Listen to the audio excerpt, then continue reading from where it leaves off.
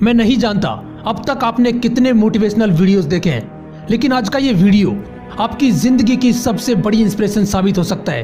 क्योंकि आज के इस वीडियो में मैं आपको 4 ऐसी रियल लाइफ सक्सेस स्टोरी सुनाने वाला हूँ जो आपके रोंगटे खड़े कर देंगी।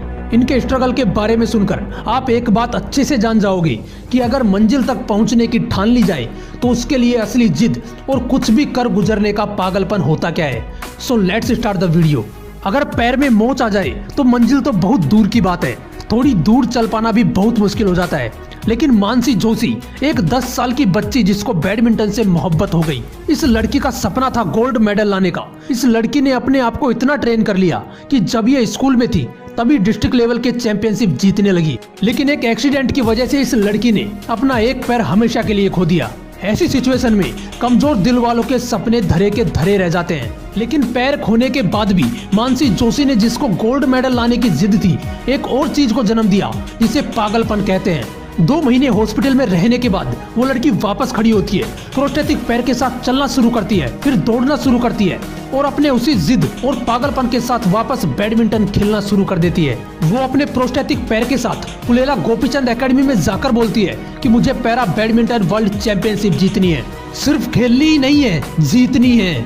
जिस दिन आपके अंदर ऐसा पागलपन आ गया ना, ये पागलपन ही काफी होगा पूरी दुनिया जीतने के लिए। एक पैर कटने के बावजूद भी मानसी जोशी अपने आप को इतना ट्रेन कर लेती है कि 2015, 16, 17, 18 4 सालों तक मेडल्स पर मेडल्स जीतती चली जाती है और 2019 में पैरा बैडमिंटन वर्ल्ड चैंपियनशिप में गोल्ड मेडल लेकर आती है। और वही मानसी जोशी अब तक 26 मेडल जीत चुकी है, जिसमें 7 गोल्ड मेडल भी शामिल है। ऐसी ही एक रोंगटे खड़े कर देने वाली कहानी है बैडमिंटन प्लेयर पीवी सिंधु की। 2017 का फाइनल मैच शायद हर हिंदुस्तानी को याद होगा, जिसमें पीवी सिंधु नोजोमी ओकुहारा से बुरी तरह हार गई थी। पीवी सिंधु मैच तो हार गई, लेकिन उसके अंदर की जिद और उसके पागलपन ने हार नहीं मानी। उसने अपनी प्रैक्टिस को और तेज कर दिया। पुलेला गोपीचंद एकेडमी में प्रैक्टिस करने के बाद पीवी सिंधु रोज 56 किलोमीटर दूर सुचित्रा बैडमिंटन एकेडमी में जाती और श्रीकांत वर्मा से स्ट्रेंथ ट्रेनिंग लेती। वो रोज इतनी खतरनाक ट्रेनिंग करने लगी कि उसके ट्रेनिंग के वीडियो को देखकर ही महिंद्रा ग्रुप के चेयरमैन के रोंगटे खड़े हो गए। उन्होंने कहा कि इतनी खतरनाक ट्रेनिंग मैंने अपनी जिंदगी में नहीं देखी। मैं ये वीडियो देखकर ही थका महसूस कर रहा हूँ। दोस्तों, इस लड़की ने हारने के बाद अपने आप को इतना ट्रेन कर लिया कि 2017 के फाइनल्स में, जिसमें नोजोमी ओकुहारा ने उसे हराया था, इस बार फाइनल्स में उसे बुरी तरह से रौंद डाला और पूरा मैच महज 38 मिनट में समाप्त कर दिया। इसे कहते हैं असली जिद कि साला किसी भी कीमत पर जीतना है तो जीतना है। 766 करोड़ से भी ज्यादा लोग हैं इस दुनिया में, सभी अपनी अपनी दौड़ पूरी करने में लगे हैं। लेकिन जीतता वही है जो दौड़ पूरी करने के लिए नहीं, जीतने के लिए दौड़ता है। 2019 में अचानक से एक नाम चर्चा में आया और देखते ही देखते न्यूज चैनल्स की हेडलाइन बन गया।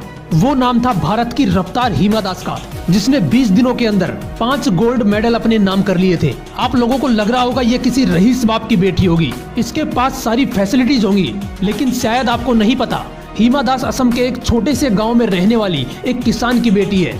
और फैसिलिटीज की बात तो ऐसी है कि स्ट्रगल के वक्त जूते नहीं थे इस लड़की के पास।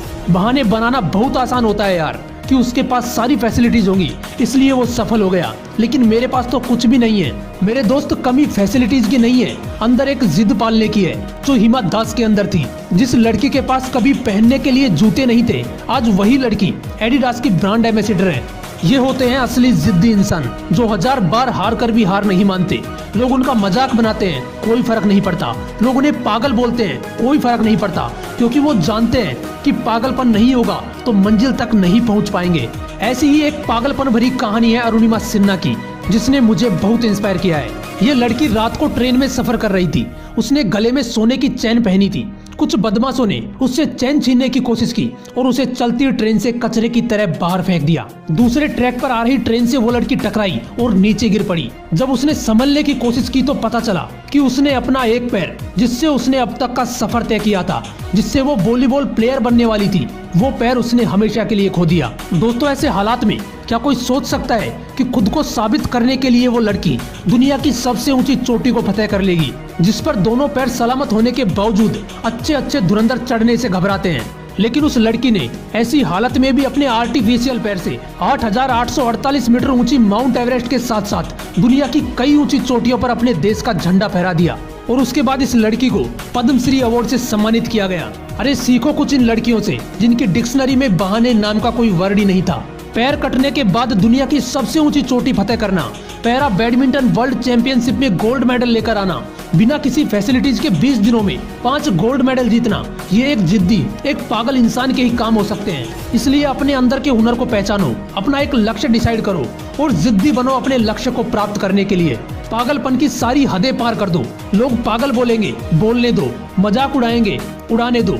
बस मन ही मन उनसे एक बात बोलना कि तुम जिस पागल का मजाक बना रहे हो वो एक दिन बाज की उड़ान उड़ने वाला है। तुमने अपने हिस्से में जमीन लिखी है और वो अपने हिस्से में आसमान लिखने वाला है। बस ऐसा मन ही मन बोलकर वहाँ से निकल जाना एक बहरे की तरह और लगे रहना एक जिद्दी इंसान बनकर। सफलता ज्यादा दूर नहीं होगी। अगर ये लोग कर सकते हैं तो तुम भी कर सकते हो। अगर वीडियो अच्छा लगा तो इसे लाइक करना और ऐसे ही मोटिवेशनल वीडियोज के लिए मोटिवेशनल विंग्स को जरूर सब्सक्राइब कर लेना।